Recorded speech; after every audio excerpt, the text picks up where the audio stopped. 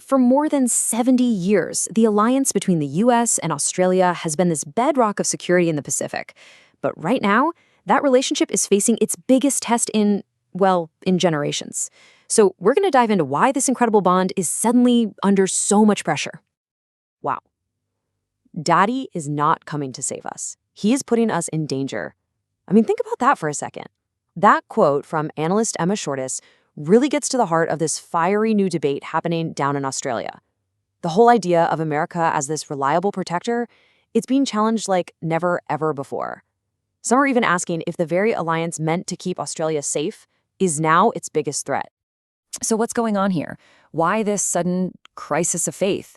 Well, it's kind of like a perfect storm. You've got the potential return of Donald Trump and his America First policy, mixed with the undeniable rise of China. And that mix, it's created this huge cloud of uncertainty, and it's forcing Australia to face some really, really tough questions. See, the whole America First doctrine really changes the game. Trump's approach is, it's transactional. It means that old loyalties, that sense of we've always had your back, that's not a given anymore. It's less about shared history and values and more like a business deal that's constantly being reviewed for its price tag. And for a country like Australia, that just shakes the very foundation of their entire defense strategy. So that really begs the question, right? How did we even get here? To really get why this moment is so critical, we've got to look back. How did this unbreakable alliance even start? Its roots go deep, forged in the fires of 20th century conflict. Okay, part 2, a history of mateship. And that word, mateship, really is key. The story of this alliance is all about shared battlefields and a shared way of looking at the world. It's a partnership that has pretty much defined Australia's place on the global stage for decades. Let's just walk through this for a second. It all starts in 1951 with the AUKUS Treaty. That was the big post-war security blanket for the Pacific. Then you had the 60s, and Australia is right there with the US and Vietnam. Fast forward to 2001, and after 9/11, Australia invokes the AUKUS Treaty's defense clause. Talk about loyalty. And then, in 2011, Obama's pivot to Asia brings US Marines right onto Australian soil, in Darwin. So you can see, this relationship just kept getting deeper and deeper. And all of this, for over 70 years, was built on one single massive assumption. What was it?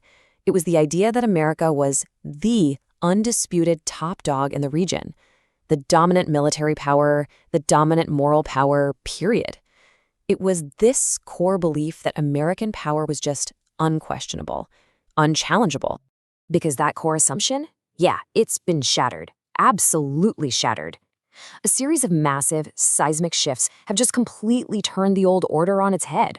All that certainty from the past, gone, replaced by a new era that's, volatile and seriously unpredictable. Just look at this contrast. The old reality for Australia was living in a region dominated by a powerful ally that was, culturally pretty similar. First it was the British, then it was the Americans. But the new reality? The region is being shaped overwhelmingly by the economic and military might of Beijing. That is a fundamental change that forces a complete, from-the-ground-up strategic rethink. So you could say China's rise created the problem, but it was Trump's election that really forced everyone to wake up and smell the coffee.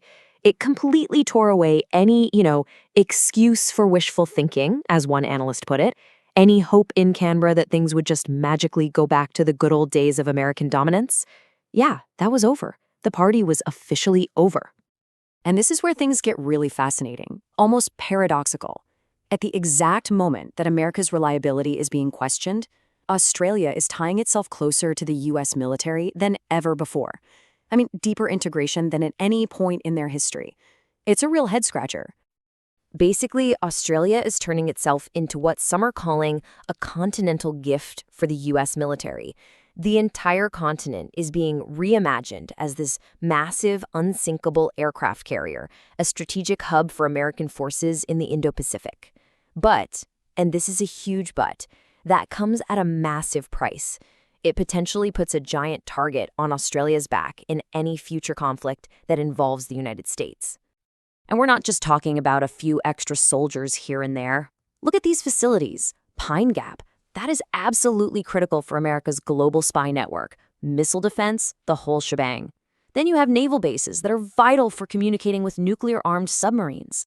These places aren't just on Australian soil. They plug Australia directly into the central nervous system of the entire U.S. global military machine. And then there's AUKUS. This is the real game changer. This pact involves sharing one of the most secret, most sensitive technologies the U.S. has, nuclear submarine propulsion. This is a massive leap for the alliance. It basically locks Australia into America's strategic plans for Asia for, like, the next 50 years. And the price tag on all this, it is absolutely staggering. We're talking about 10 billion Australian dollars, and that's just to build one new naval base on the East Coast, a base that isn't only for Australia's new submarines, but also to host visiting nuclear subs from the US and the UK. It's a huge investment. So you take all of this, the Trump uncertainty, China's rise, and this ever-deepening military hug, and you throw it all together. What do you get? You get one of the most intense, most important foreign policy debates in Australia's entire history. The country really is at a massive crossroads. And this isn't some polite little chat over tea. As a late, great diplomat Alan Gingle put it, the debate is getting sharper. People are, in his words, marshaling themselves into hostile camps. It's getting fierce, it's getting polarized, and the stakes could not be higher. So, let's break down these two hostile camps. On one side, you have the China hawks. Their argument is pretty simple. Double down on the alliance with Washington, push back against Beijing, and do everything possible to preserve the US-led order in Asia. But then, on the other side, you've got the advocates of US decline. They look at the US and see a great power that's fading, fast. And their conclusion? Australia has to find a new way to live in a world where China is the dominant force. It might even have to learn to defend itself alone. But what if there's another path, a third way that tries to find a middle ground? The idea here is to reshape the alliance, keep America involved, but not necessarily in the driver's seat. It's about building a new balance of power in Asia by teaming up with other key middle powers like Japan, India, South Korea, and Singapore. And the most important part, Australia has to become way more self-reliant when it comes to its own defense. And that really brings us to the biggest, most fundamental question of all. As this alliance gets deeper and deeper, with every new base, every new pact, every new submarine, is Australia actually getting more security?